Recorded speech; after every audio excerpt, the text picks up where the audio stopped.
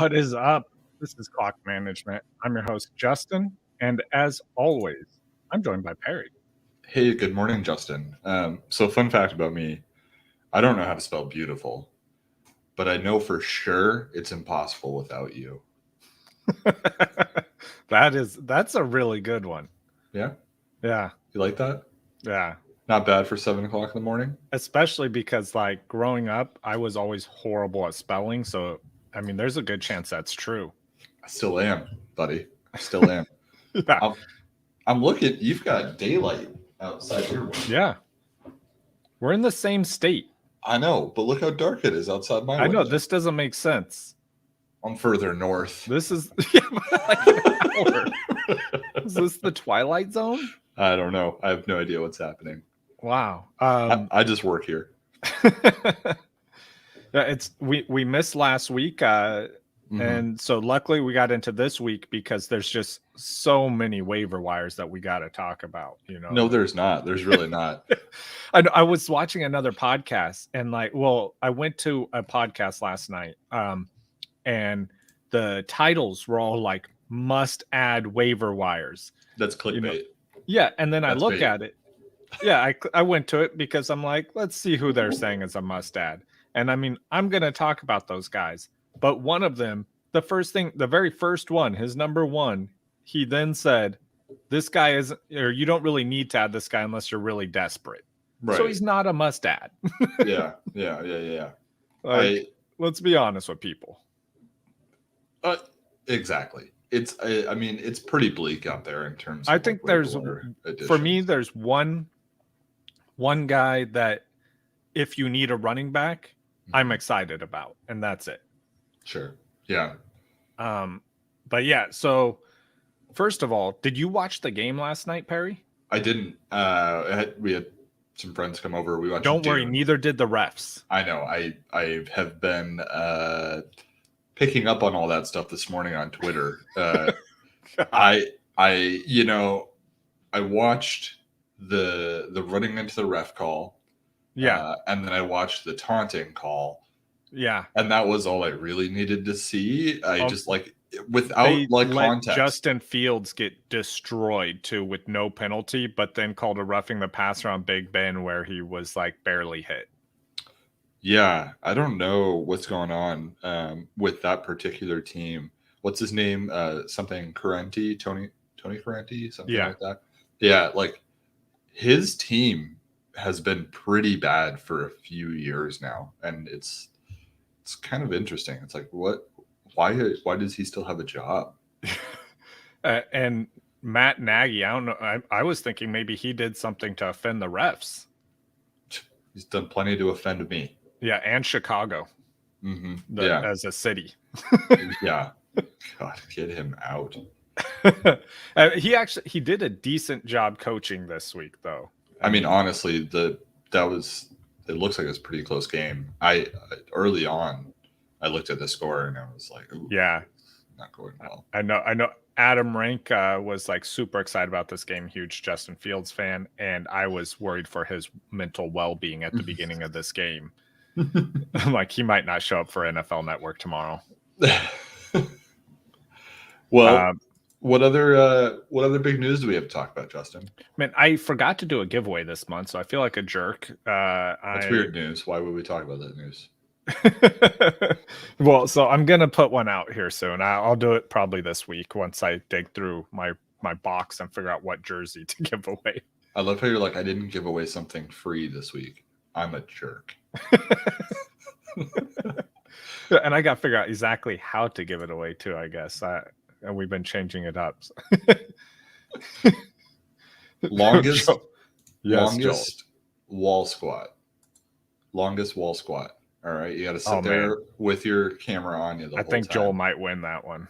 Yeah, but it would just be funny to watch all these guys try and beat each other. Yeah, I would also have someone enter it and freeze frame theirs just to mess with everyone to see. So that way the person who has the longest actually sees how long they can go. Or just freeze frame like their lower half, so their upper half is still like movable, and then they just kind of like reach over and like grab some like coffee and I love how I like had to imitate grabbing coffee, and I have When you it. have a cup of coffee, that was amazing. Yeah. Well, art doesn't make itself, Justin. Yeah, Okay. you can't teach good acting. No, you can't. What? Oh boy. All right, let's talk about some waiver wires though. Yeah. Yeah. So I'm going to talk about my must-add waiver wire for Week 10. Yeah. Please do. So my number one is Eno Benjamin, Mm. running back for the Cardinals. He got 9 carries. He's obviously going to be the backup to James Conner there, but he looked good with the 9 carries he got. I think that the Cardinals know, as well as every fantasy player, that James Conner cannot handle a full workload on his own. So they're not going to do that. Plus, they run the ball the second most of any team in the NFL. Mm-hmm. So I think he's going to get plenty of work. He does have a tough, or what seems like a tough matchup on paper if you just look at the defense, because they're playing the Panthers. But Panthers are actually bottom half of the league in run defense. So it's not a bad matchup for him. Yeah, no, I like that one a lot. That's a better one than my top guy. And he's rostered in 0.1% of leagues. Mm-hmm. So there's a fairly good chance he's available. Yeah. Well, my top guy, I don't feel super good about it, but Devonta Freeman. Oh. Yeah. So he's, I think, clearly become the lead back in Baltimore. I'm more shocked carries. That you like a Baltimore running back. I mean, okay. I think we started off the show with a joke about how there's very slim pickings here on the waiver wire. And this should be evidence to that. I thought you were going to talk about the pickup line. I'm like, is he beautiful? I'm sure he's a good looking dude. I don't know, But yeah, I mean, he scored in 3 straight games, 15 total touches last week. And they have a really good matchup against Miami on Thursday night. So, I mean, obviously this is a deep waiver wire ad. I would view him as like a flex option, right? This isn't a top 1 or 2 running back on your team ideally, but decent chance he finds the end zone again. So the second guy I wanted to talk about, another running back. I got 3 running backs here. Oh boy. So the second one is a player that used to be near and dear to your heart, Perry, and that's Jordan Howard. Oh yeah, my boy, my boy. The Philadelphia. Eagle. Yeah, Philadelphia. Philadelphia cream cheese. Move on. Move on. That made me way too happy. Yeah. All right, so he's only rostered in 8% of leagues, which makes sense because they have just plethora of running backs there. Right. They got him, Miles Sanders, who's injured, but then they drafted Kenneth Gainwell, and they have Boston Scott, who has always been their RB2 there for the last few years. And Kenneth Gainwell just has disappeared in the running back depth chart, and Jordan Howard emerged 2 touchdowns last week, and he got the bulk of the carries from them. So it's not a guy I'm super comfortable with. I think that I'm not positive that they continue to rely on him as they did in this game. So I do like him, but he's like a guy that I'm not super confident in. And he's actually my 3rd favorite running back, but he's rostered in only 8% of leagues. Okay. I'm not picking up Jordan Howard, period. But the love is gone. No, I think if you wanted to get a beer or a cup of coffee, I'd be down. But I'm not interested in him being on my fantasy team. I mean, I think it depends on if I needed a running back to rent. And I would much rather rent available. like Devonta Freeman or okay, quite possibly this next guy, depending on injuries. So Damian Harris exited with a head injury. Ramondre Stevens exited with a head injury. If both of them do not clear by next week, Brandon Bolden is like one of the only guys left there with just JJ Taylor to back him up. in New England. So Brandon Bolden, I think, can be a really interesting pickup this week. Or Tim. Tim? Yeah, just some random guy named Tim that they're going to pick up and play because that's what New England does. Like the tool man? It could be, yeah. Like they will literally play anybody in New England. I mean, clearly so will Philadelphia. So yeah, Philadelphia, San Francisco, all of them. Awesome. All of those teams are teams where they just they walk up, they have a giant wheel with a bunch of names on it, and one of them says wild card, and they just spin this wheel, and if it lands on wild card, then they just go pick someone out the audience. They spin the wheel. Yeah, and they're like, "Hey, you're our running back today." Congratulations. Yeah, no, Brandon Bolden. I think if those two guys don't play, I think Brandon Bolden's an awesome like 1 week rental. Yeah, and the other guy, the next guy I wanted to bring up is not a 1 week rental. He's also owned in just over 50% of leagues, which it should be higher, honestly, even before this week. And that's AJ Dillon. Obviously, he's the backup running back in Green Bay, and like he's playing Seattle, who for whatever reason hates to stop the run. They just love it when teams have 200-yard rushing games against them. I know. Yeah. And it doesn't really make sense, but that's what happens. He's a decent running back. And there's only 2 running backs there to own. So, and obviously the other one is owned by every league, so you can't have him. But he got the same amount of touches as Aaron Jones this past week. He had 8 carries. Aaron Jones had 12, but he had 4 catches. So in PPR, slightly more value there. But I don't expect that to always be the trend, but just the fact that he got the same amount of touches as Jones is great. So he is a guy I would have no problem picking up and starting if I was needy in the running back position. Cool. I have him outside of RB2 still, but in flex range. I would say that everybody we've spoken about tonight is probably outside of RB2. I think Eno Benjamin has potential to be, I think he'll be an RB2.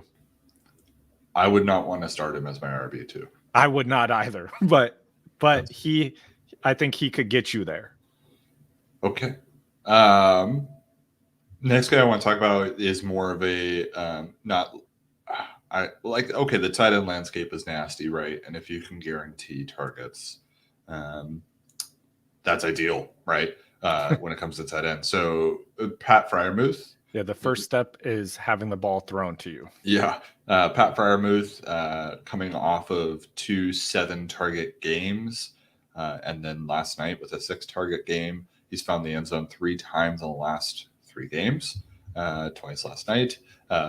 I'm not saying Pat Freiermuth is going to be like a top 3 tight end, although last night he was. I'm pretty sure he ended up in the top 3 with those 2 touchdowns. Anyways, I just think that he could be an every week starter going forward if the 7 targets a game continues. So Pat Freiermuth, especially if you're getting stuck with some of these guys that just have not been performing up to expectation, I would say. No, I mean, I think that's great. And they throw the ball a ton in general. And so it's good to have someone, on that passing offense, especially someone you're getting off waiver wires. Right. Yeah. Did you have anybody else?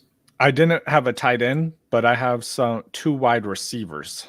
Okay. And the first one, we both have this guy. No, not this one. My first one is owned in 45% of leagues, so just under half. That's why he made the list. And have you ever worked in an office environment where you bring your lunch in? Yeah. Did anyone ever eat your lunch? Nope. Because I'm pretty sure this guy did that to Kyle Shanahan because he has absolutely hated him for the first half of the season. I've seen all these tweets. Yeah. I've seen all these tweets. Just it's accurate though. There's no reason he has gotten the hate he has. Go ahead, just get it out. Yeah, it's Brandon Ayuk. Ayuk. I'm going A because it starts with an A. Or I could go with Ayukin, like Street Fighter. But anyway, he finally started getting targets. Like they realized, I don't know what he did to make it up to Kyle Shanahan, but whatever he did to make him angry, he fixed. He apologized, and the love is back. He got 89 yards and a touchdown week 9, and they were throwing it to him in situations where they needed to convert. So the trust is back with Ayuk. So I don't know what happened in the last 9 weeks, but let's just forget about those 9 weeks and move forward, and let's get Brandon Ayuk on your team. I mean, that's probably the best waiver wire option that we've talked about all week, if he is guaranteed the targets and is available. Yeah. Last guy I wanted to mention was Elijah Moore, wide receiver for the Jets, rookie wide receiver for the Jets. Elijah Moore owned in 15% of leagues. Yeah, 3 straight weeks with 6 targets. Clearly, just a slow start, I think, for Elijah Moore. I think Corey Davis being there definitely kind of got in the way of Elijah Moore's ability to put up big numbers. And Corey Davis has missed, 2 games now? Yeah. With a hip injury. But I can't imagine them just like shoving Elijah Moore back down after last night or this weekend's performance. 2 touchdowns on 8 targets, caught 7 of them for 84 yards. I mean, it's an awesome game for him.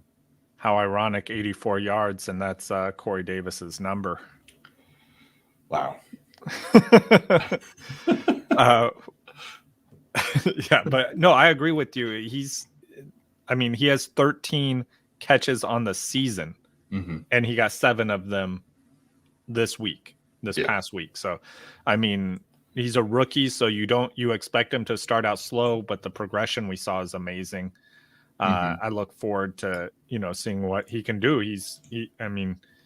These rookie wide receivers tend to explode in the second half of the year, and they can make your fantasy playoffs. They can get you to that point. Right. Yeah. Justin Jefferson. Yeah, exactly.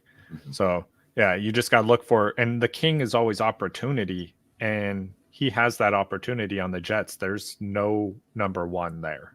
Yeah. I grabbed a bunch of these guys in drafts, these rookie wide receivers going to teams that do not have a number 1, that are good talents. And most of them haven't, or a few of them have not panned out for me. Nico Collins, but Elijah Moore is one that I'm happy to have. Do you have anybody else? That's really all that I have. I was going to mention the teams that are on a bye. I forgot where I put that on my computer screen.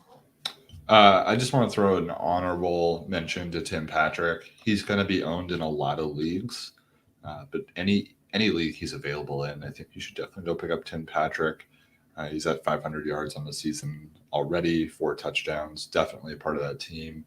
The return of Jerry Jeudy clearly was not a limiting factor. Thank you. So yeah, Tim Patrick is definitely involved in that offense without a doubt. Oh yeah. So this week, we've had some weeks with bye, like the past couple weeks with bye weeks, and injuries have been pretty brutal. I feel like we're getting a bit of a break this week from that. We have the Chicago Bears, who, really the only player you're going to be missing from there is David Montgomery. But you've been playing without him up until now anyway, so except for last night. Right. Then you have the Cincinnati Bengals, which they obviously have some fantasy options. You have the New York Giants, so Saquon Barkley, who you've been playing without. And then you have the Houston Texans, so you haven't been using any of them. So it's kind of a break from what we've been seeing for fantasy options, on a bye week. Thank goodness, man. I survived the Tampa Bay bye week. I had Tom Brady and Chris Godwin. I have a lot of Antonio Brown. Oh, yeah. And I did not expect him to be the number 1 wide receiver in Tampa Bay, but it's been nice. Yeah, I think my bye week prisons are now over. Yeah, so things should be getting crazy, and we do have that extra week this season, this season. Mhm. So if your team is a little bit slow, remember you have an extra week to try and make that up for playoffs. So I've been meaning to ask you, Justin, Saquon Barkley. Yeah. When's he going to be my number one running back? Well, I've been meaning to ask everyone else when Christian McCaffrey is going to be your number one running back. Christian McCaffrey looked great this week. What are you talking about? Was he the number one? Oh, actually, I don't think so. He was not. Also, you know who, or on the season, is he? I love how you immediately don't want to talk about Saquon. You want to talk about because the point is people are like, oh, well, you had Saquon at number one, but they don't want to mention who they had at number one, who is worse than Saquon Barkley on the year. Is he worse than Saquon Barkley? Yes. Yes. Look up their stats. Saquon Barkley is like 12 spots ahead of CMC as going into this week. So that's not count. I haven't calculated the week that just finished. Okay. So that's so defensive. Well, yeah, because I think it's crazy that because everyone's like, oh, you had him, how stupid. But it's like, yeah, but the guy you had also is there. Like my whole point was having Christian McCaffrey as the undisputed number one is a stupid concept. Like the fact that people think that it couldn't be different. And if you asked people 2 weeks ago, it was Derrick Henry for the next year, and you would be crazy not to have him there. And so like that, and then look what happens. Like every player is human and can be injured. I was just trying to tease you, but obviously you've this is I prepared. This is a little bit sore, so I've been ready for it. It's okay. It's a tender spot. I won't touch it. No, I'm not upset about it. I just have the reasoning for it. Like it makes sense. I'm not going to be right 100% of the time. I expect you to be so. But like I said, he's still above CMC, who people picked above him. And he's still playing this season. So if you pick Derrick Henry above him, like a lot of people, that didn't work out either. Like I just think the whole argument for like certain tiers to be like undisputed, like these guys are, here and this other guy's injury prone, so I won't pick him. Like that whole argument is stupid. Everyone plays in the NFL. They're all injury prone. I'm sorry I brought it up. If you're being hit by a 250-pound linebacker running full speed, you are injury prone. I'm sorry I brought it up. No, you're going to hear about this for the next hour now, Perry. No, I'm not. I'm calling you as soon as this is over. I'm not answering. Well, then you're going to get a voicemail. That's fine. And then I'm calling Kenzie. That's also fine. Yeah. Call my wife. Go for it. She's on commute right now to work. She'd love to hear. She'll be excited until she answers. Yeah, she would love to hear from you. All right. Well, that's all I got for the waiver wire, but we got week 10 coming up. So tune in Sunday morning, help with start sits. Mm-hmm. And if you want to hop in, Perry, you're always welcome. Yeah, maybe. I don't know. Okay. I'll take that as a solid maybe. That was a very solid maybe. Yeah. So solid, it's exactly what I said. Exact word for word. Mm-hmm. Where is that? Okay. And I will see you guys Sunday. Cool. Bye.